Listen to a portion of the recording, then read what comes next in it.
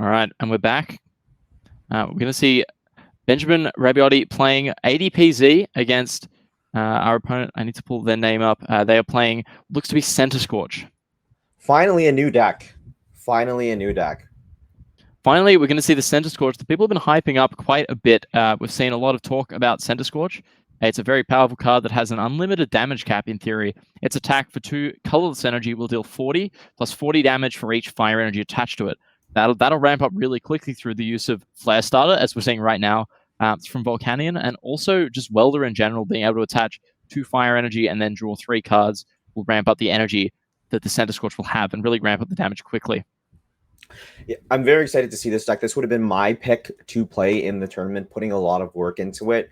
One of the best things too about this deck is, as you said, the unlimited damage cap. What I actually took paper and wrote, 2 energy equals 120 damage, 3 energy equals 160 damage, and on, just to remember to be able to do that quick maths when it comes to how much Center Scorch can do and knowing what knockouts you can take against these decks. Yeah, and it's a VMAX Pokemon, so we'll also have that 320 HP. And one effect of the attack that I did not mention is that you can also attach an extra fire energy from your discard to Center Scorch VMAX when using this attack. So not only are you dealing a lot of damage, you're also increasing the damage inherently that you're going to be dealing on the next turn. The ability for the deck to two-shot almost anything makes it really powerful in the meta. As we saw last round, the Dragon Bolt VMAX has a hard time two-shotting, the VMAX, the opposing VMAX Pokemon. Eternatus can also take the 2 shots, but that is one of the best things with Center Scorch and having Welder in the deck to power it up even more. Yeah, and of course, we're going to see an Alter Creation here. Now, the Zacian V will not be able to knock out a Center Scorch VMAX. Zacian V, after the Alter Creation GX, will cap out at 260. Now, Alter Creation, of course, increases damage dealt by your Pokemon by 30, but also it increases the prize cards taken by your Pokemon. So now, when Benjamin knocks out the Volcanion, instead of taking the 1 prize, he'll be taking 2, which means that he only needs to go through 1 Volcanion and 1 Center Scorch VMAX rather than 2 Center Scorch VMAX or any combination of other prize counts. Which is very what you want to be able to do in this matchup. Taking a look at these lists too, they are also featuring some new cards. Both players are playing, just the Zacian deck is playing Birdkeeper, and we see the Duraldon. One that we did not see in many lists beforehand, being put in this deck, just to have a 1 prize option as well. Yeah, and of course, the new Decidueye from the new set will prevent all damage dealt to it by V and Pokemon GX Pokemon. So the Duraludon is really important for this deck, and that'll actually make the matchup from what would most likely be an auto loss or a really, really hard time for this ADP Zacian deck. It turns it into a very easy one. Duraludon, after the use of Altered Creation, will then knock out a Decidueye in 1 attack.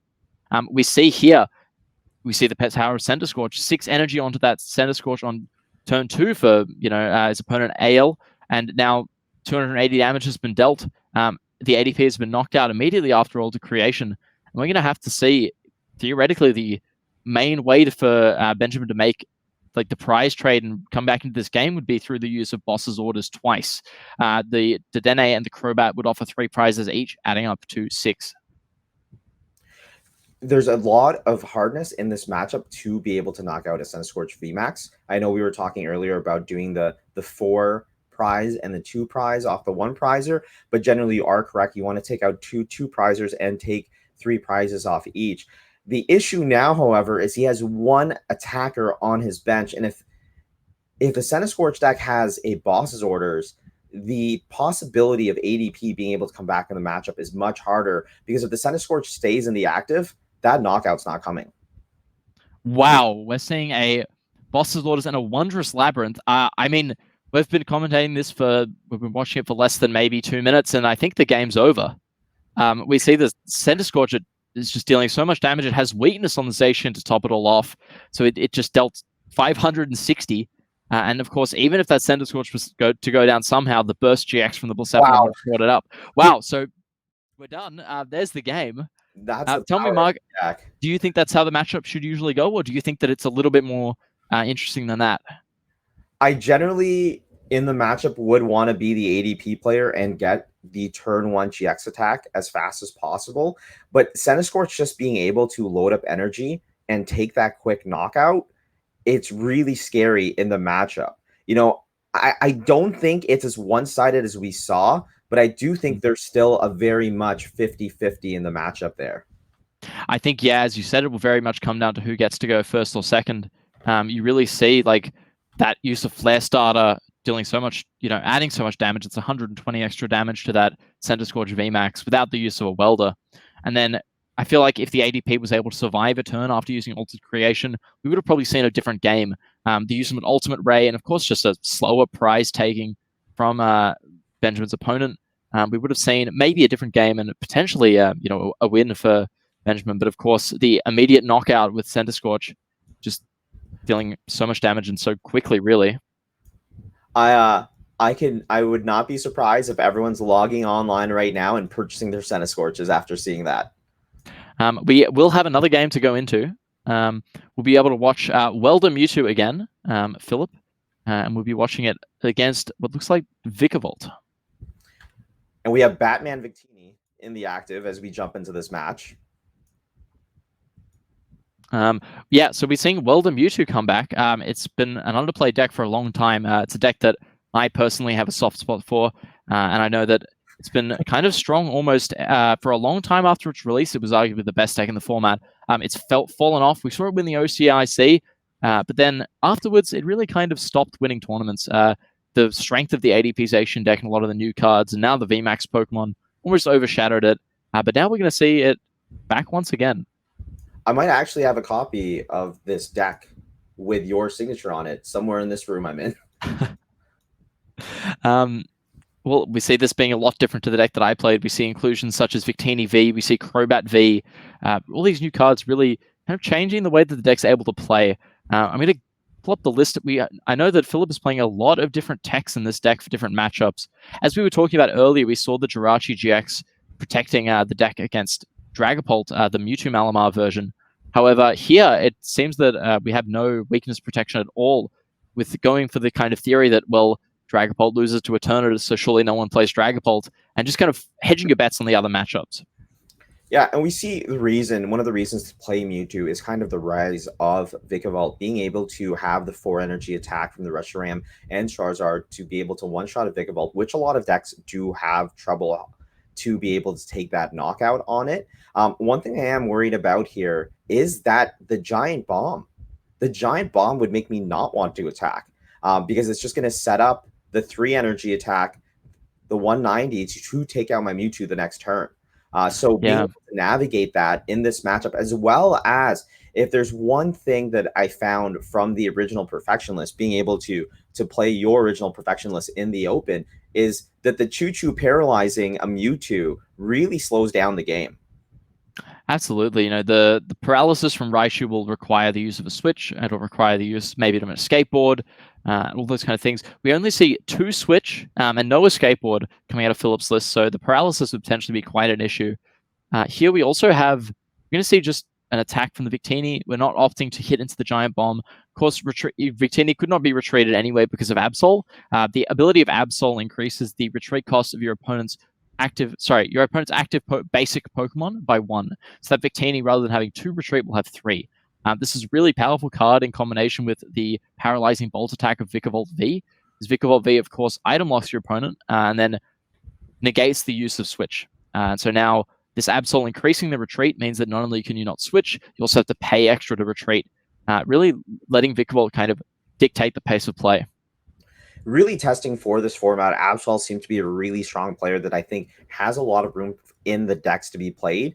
It having a spot in Eternatus, being a dark Pokemon, it having a spot in Vikavolt. Any deck that plays a Jirachi, you're really invalidating the escape board, first and foremost, as well as you're also stopping your opponent being able to draw out of the situations when you paralyze with the Vikavolt.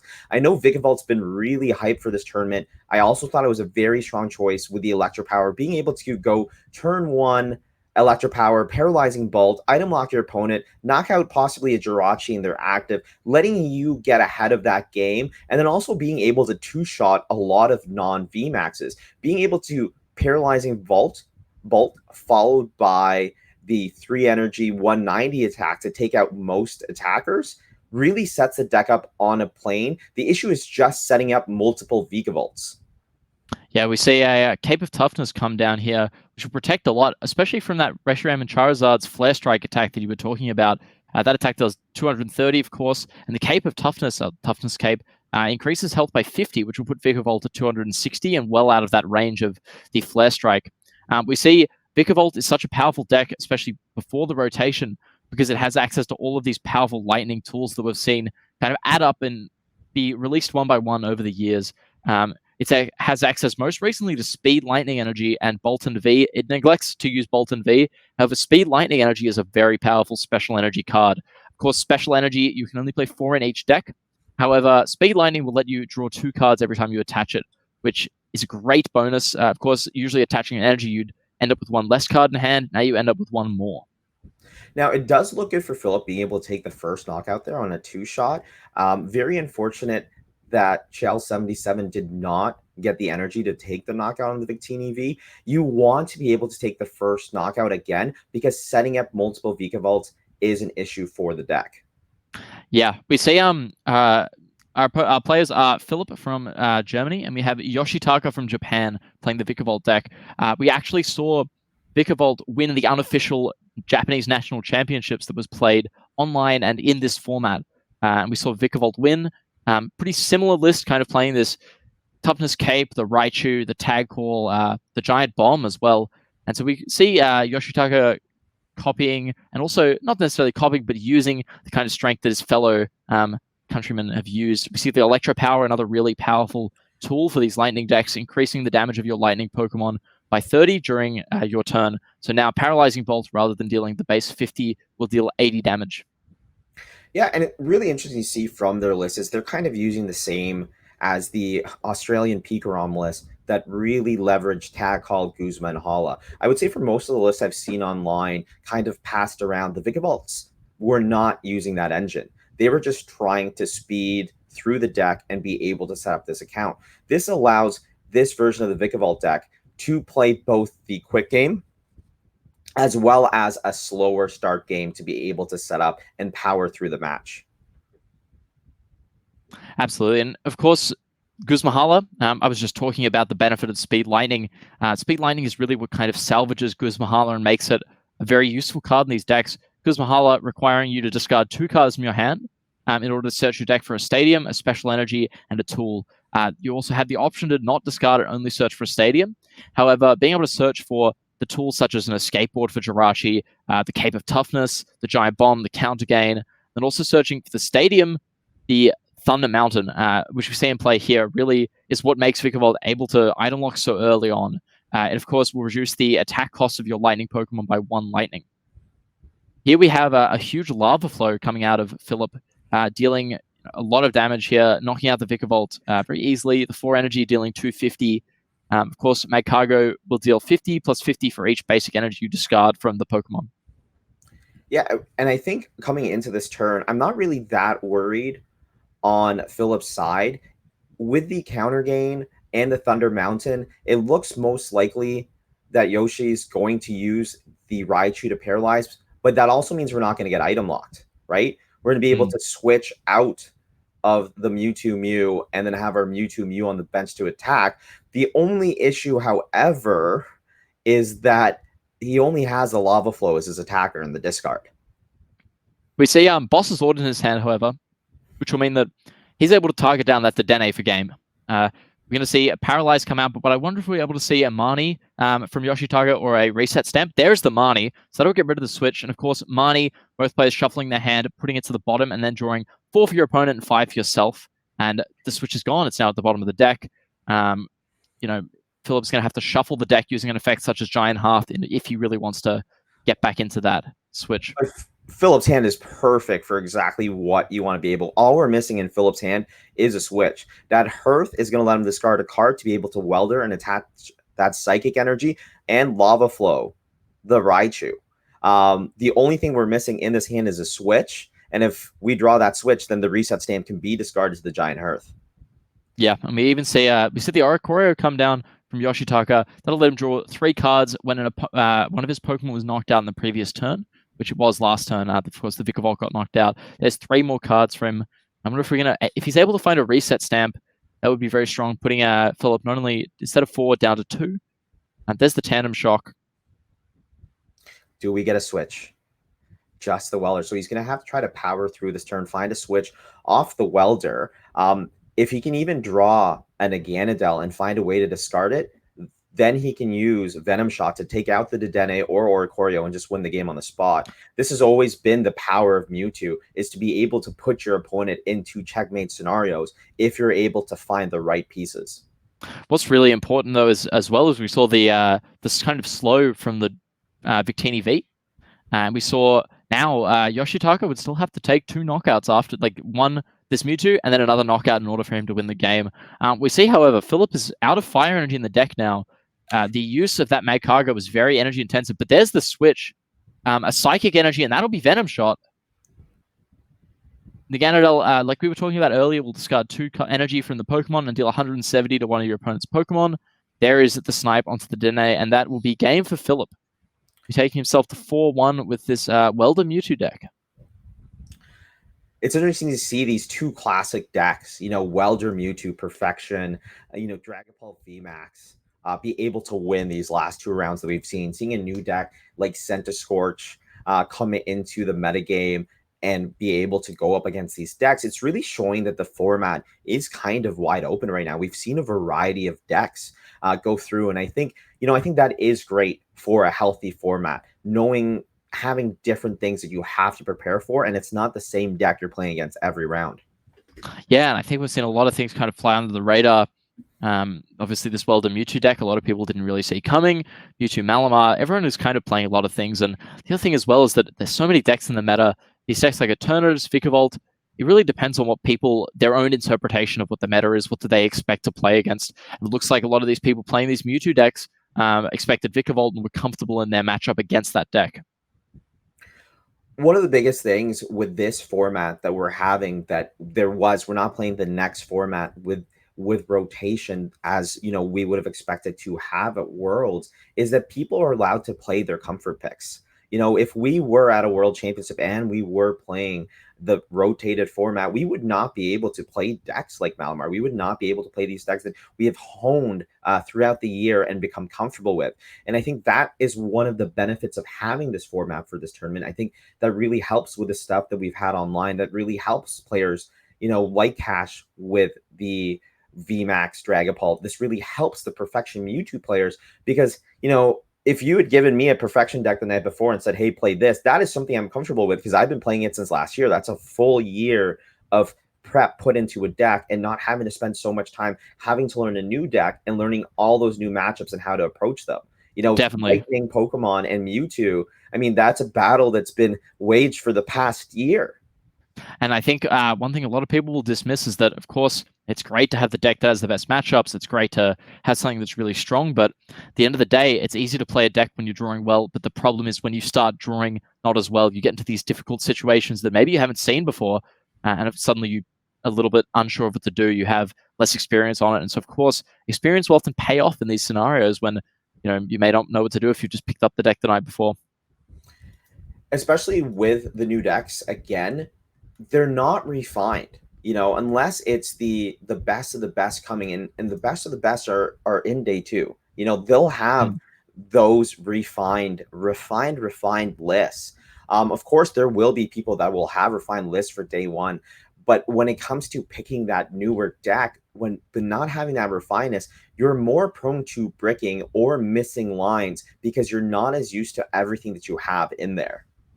Yeah, and I think it's also really interesting to note the choice of deck that people might want to play for day 1 would be maybe different for day 2.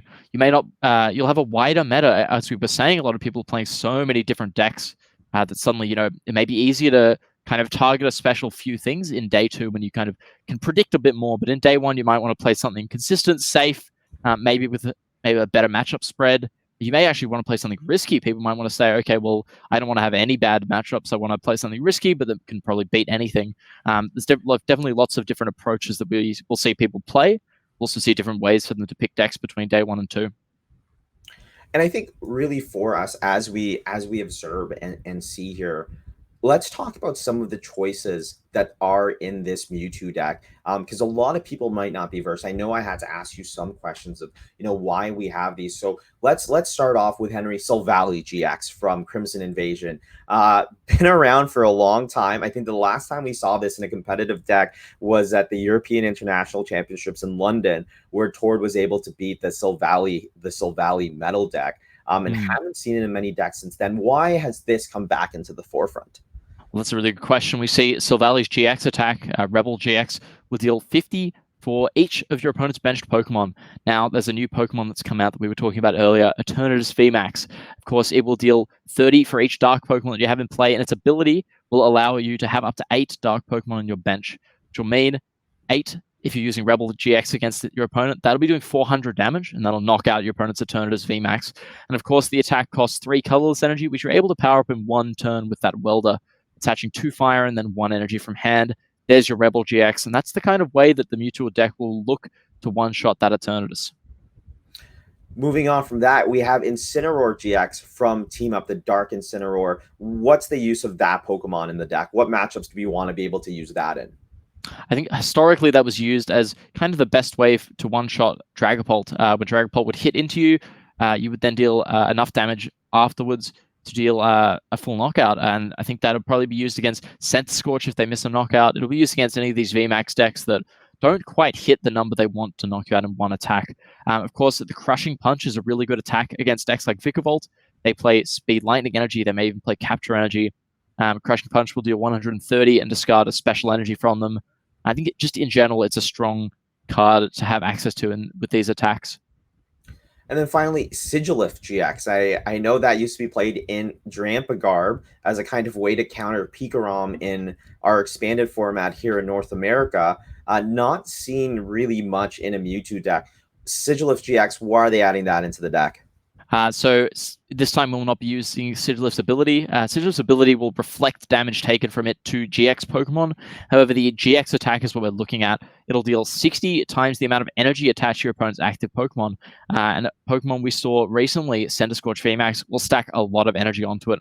If it has 6 energy on it, that attack will be dealing 360 and will knock out Centiskorch in one attack. And 6 is, of course, the number that Centiskorch will need it to knock out Mewtwo in one hit. So it's kind of the way that you can knock it out. A Psychic Energy, a 2 colorless, again, being able to power it up in one turn, which is a really strong kind of a counter to that Centiskorch deck.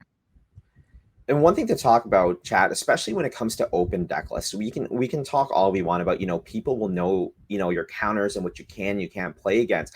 But going through those 3 specific counters there, if you know your opponent has a Silvally GX and you're playing Eternatus, you still need to bench Pokemon to be able to take that one shot for 270, right? When it comes to playing the Incineroar, Dragapult is going to attack into you. They can't afford to not attack into Mewtwo.